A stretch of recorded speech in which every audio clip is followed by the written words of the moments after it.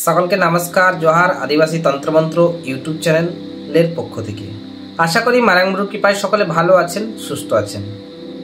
আজকের যে বিষয়বস্তু সেটা হচ্ছে বশীকরণ।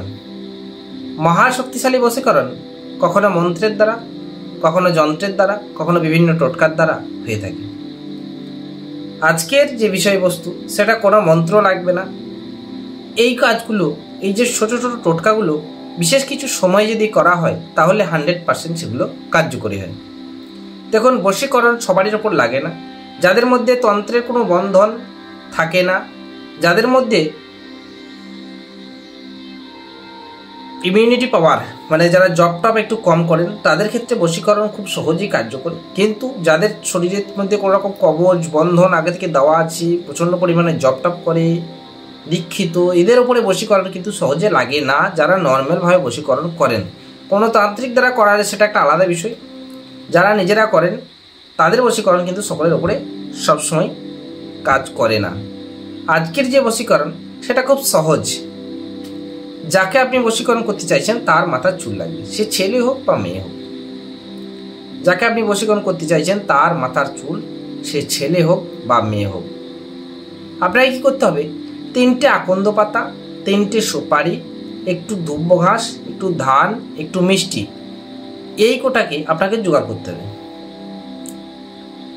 আকন্দ পাতার উপরে যাকে আপনি বশীকরণ করতে চাইছেন তার নামটা উপরে লিখে প্লাস দিয়ে আপনার নিচে আপনার নামটা লিখে দেবেন এবং 3টে পাতাতে 3টে কলা রাখবেন, পাকা ফল। যাকে বশীকরণ করতে চাইছেন তো 3টে পাতাতে তাদের আপনাদের পরপর 3টে নাম লিখবেন। যাকে বশীকরণ করতে চাইছেন তার নামটা যেন অতি অবশ্যই ওপরে লিখবেন। তার যে মাথার চুল, সেই চুল দিয়ে এই যে কলা আছে, কলাটার খোসাটা ছাড়িয়ে নেবেন এবং 3বার কাটবেন। 3বার আপনি খালি মনে মনে আপনার যে মনস্কামনা সেটা আপনি বলবেন। একটা কলাকে 3বার কাটবেন এবং আপনার মনস্কামনা বলবেন। ওই কলার ওপরে একটু ধান, একটু দুর্ব আর একটা সুপারি, একটু মিঠাই, একটু জল দিয়ে দেবেন। গঙ্গার জল বা পুকুরের জল, যেটা খুশি দিতে পারেন। দেওয়ার পরে পাতাটাকে আপনি একটা লাল ছালো কাপড়ের মধ্যে মুড়বেন। সেম অবস্থায় 3টে করবেন।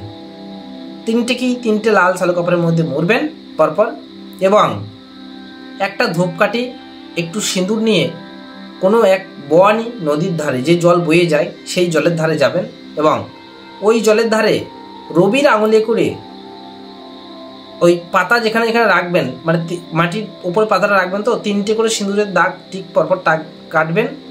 1 2 3 কাটবেন। কাটার পরে ওর উপরে কিন্তু 3টে পাতাকে 3টে টিক কেটে 3 থেকে 9টা টিক কাটবেন এবং 3 জায়গায় রাখবেন। রাখার পরে ধূপকাঠি দেখিয়ে ধূপ দিয়ে আপনি আপনার মনস্কামনা বলে নদীর যে বয়ানি জল সেই জলে দিয়ে দেবেন। আপনি লক্ষ্য করে দেখবেন এই বশীকরণ যদি আপনি সঠিকভাবে করতে পারেন তাহলে 100% 7 থেকে 10 দিন সময় লাগবে না, কারণ এতটা সময় লাগে না। 7 থেকে 8 দিনের মধ্যে যাকে আপনি বশীকরণ করছেন সে কিন্তু আপনার কাছে হাজির হয়ে যাবে। প্রচণ্ড পরিমাণের টান কিন্তু আপনার প্রতি বেড়ে যাবে। কিন্তু এই বশীকরণ টোটকার ক্রিয়াগুলো বিশেষ দিন কিন্তু মানে অনেক দিন কিন্তু শক্তি থাকে না।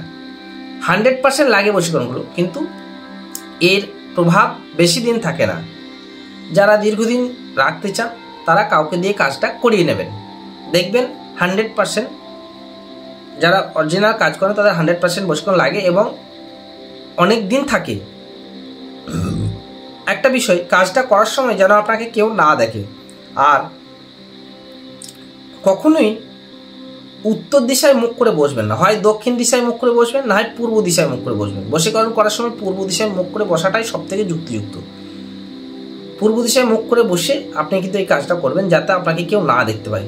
যাই হোক, সকলে ভালো থাকুন, সুস্থ থাকুন। মারাংগুরুর কাছে প্রার্থনা করি সকলকে ভালো রাখুন, সুস্থ রাখুন।